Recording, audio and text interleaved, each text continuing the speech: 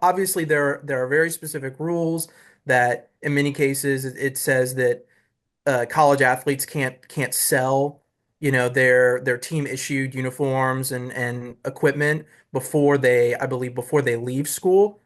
We got to get that rule out of here. It's an opportunity to not only for these schools to basically just print money, but tying it into NIL collectives, I think would be huge for these athletes.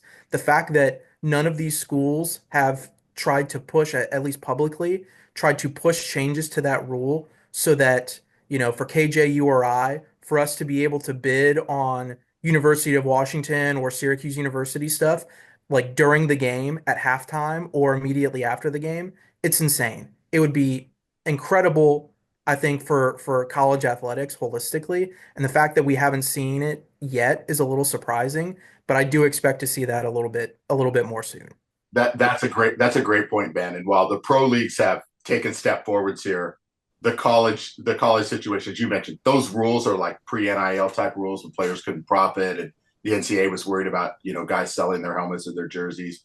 And it is absolutely a place that I think collectors would love to see it advance. As I told you, like I bought several University of Washington game used jerseys. I buy them at the school surplus store where they sell desks and old blackboards. The nameplates are removed.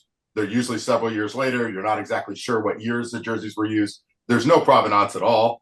And I would think some of the NIL collectives out there would say, hey, let's work with our players. Let's, get jerseys from certain games, certain moments, sell them to collectors, and let's get that money back in the NIL collective and back in the hands of the players.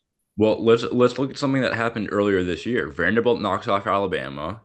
Vanderbilt then sells the game used memorabilia, but the players can't sell that themselves.